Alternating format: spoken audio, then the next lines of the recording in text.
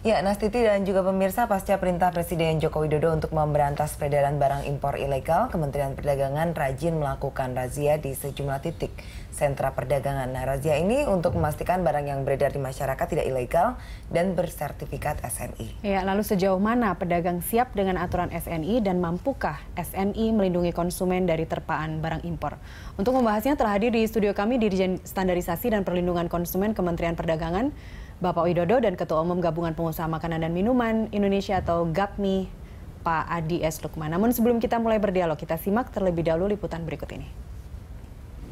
Jumlah penduduk Indonesia yang sangat banyak menjadikan negeri ini sebagai pasar potensial.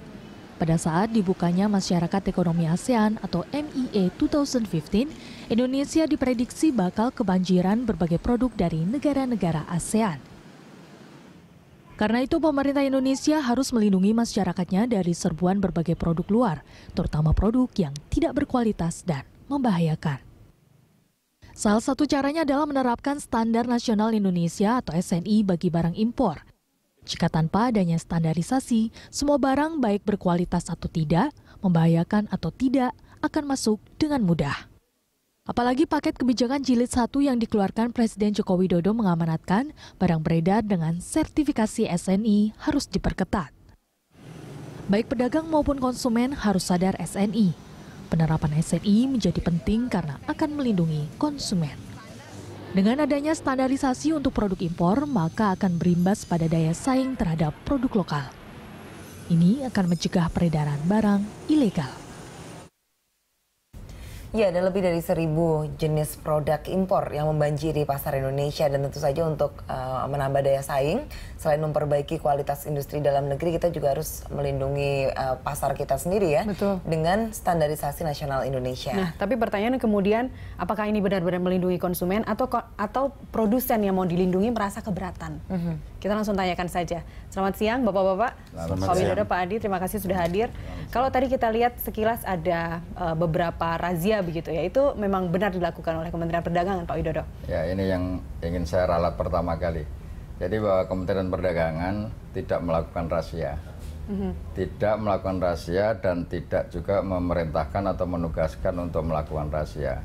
Yang kita lakukan adalah pengawasan berkala, pengawasan khusus yang memang dasar peraturannya itu mengaturnya bahwa kita harus melakukan pengawasan berkala dan pengawasan khusus. Nah, pengawasan berkala, pengawasan khusus ini sudah kita lakukan sejak 2011, tidak hanya baru sekarang ini saja.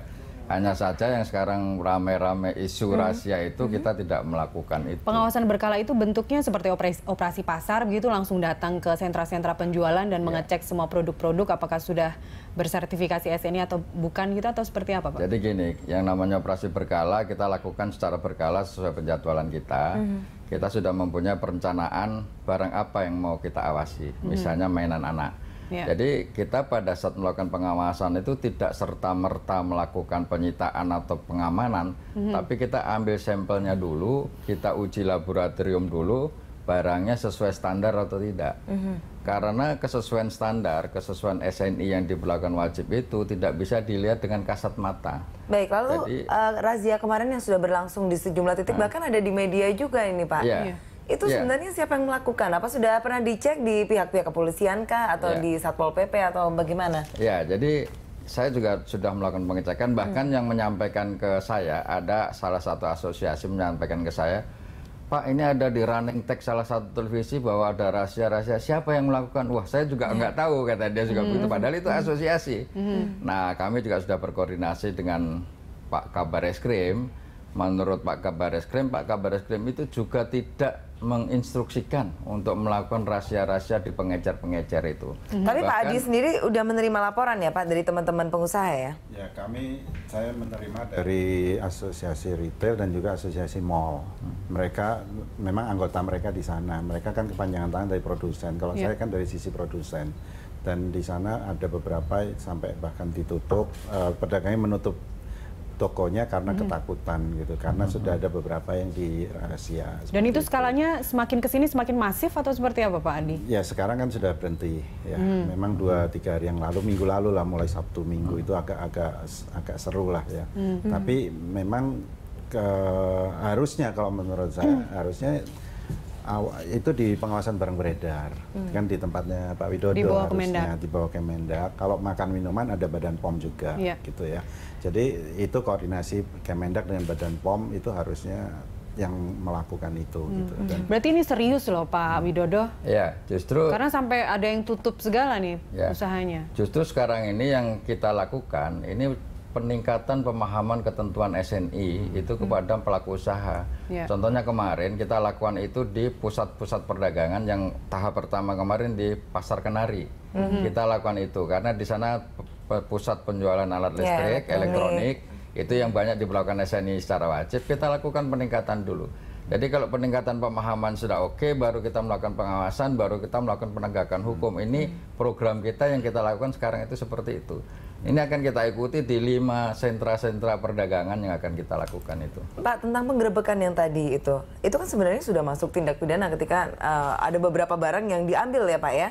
Dan belum tahu juga siapa yang bertanggung jawab. Ini nanti tindak lanjutnya seperti apa dari Kementerian Perdagangan, Pak? Ya, kalau saya tindak lanjutnya sebetulnya saya akan meningkatkan koordinasi dengan Mabes Polri. Ini sebetulnya siapa yang melakukan Sudah ini? berjalan atau baru mau dilaporkan, Pak? Saya sudah ketemu dengan Pak Kabar Eskrim. Bahkan saya sudah secara dinas mengirim surat kepada Pak Kabar Eskrim untuk hal-hal itu yang terjadi itu untuk dilakukan penertiban. Tapi memang Polda-Polda pun sebetulnya tidak melakukan menurut informasi yang disampaikan ke saya melalui Pak Kabar Eskrim sendiri. Saya langsung bicara dengan Pak Kabar Dan itu Eskrim. tidak hanya terjadi di Jakarta ya, di daerah-daerah pun juga terjadi. Informasinya seperti begitu ya. Makanya menurut saya sih sebaiknya kan kalau penyitaan kan masih ada berita acara ya Pak ya. Jadi harusnya itu berdasarkan fakta saja. Ada toko misalnya dipanggil aja tokonya, ada nggak berita acara seperti itu. Kan nggak mungkin polisi kayak preman kan nggak mungkin. Polisi kan juga punya tata cara, punya SOP lah ya. SOP seperti apa. Dan supaya kondusif suasana. Kita di dalam kondisi ekonomi yang lagi jelek, dibikin suasana banyak momentum yang dimanfaatkan oleh orang-orang yang tidak bertanggung jawab ya Pak ya. Sekarang kan kita sudah mulai membenahi perbaikan-perbaikan. Betul, oleh karenanya sedang dilakukan sosialisasi oleh Kementerian Perdagangan supaya nanti kapan ada razia beneran ini bisa disosialisasikan juga barangkali Pak. Sebetulnya judulnya bukan sosialisasi, tapi peningkatan pemahaman. Karena sosialisasi itu sudah sering kita lakukan. Sehingga kita ini betul-betul harus paham. Edukasi. Betul-betul harus paham. Dan nanti pada saatnya kita lakukan pengawasannya sekaligus penegakan hukumnya. Dan itu dipastikan pengawasan berkala bukan dalam bentuk razia seperti yang dalam sweeping bentuk segala razia ya. Baik. Ya, Pak, sepanjang tahun 2011 sampai dengan 2015 ini sebenarnya sudah ada berapa sih produk-produk impor yang distandarisasi ke nasional Indonesia ke SNI? Kalau produk yang sekarang diberlakukan SNI wajib itu ada 118 produk. Jadi ada alat listrik, ada elektronik, ada alat rumah tangga, ada bahan bangunan. Itu totalnya itu semua 118 yang diberlakukan SNI wajib. Nah kalau pertanyaannya tadi dari 2011 sampai 2015, kita sudah melakukan pengawasan terhadap 1.591 produk. 631 diantaranya itu pelanggaran SNI.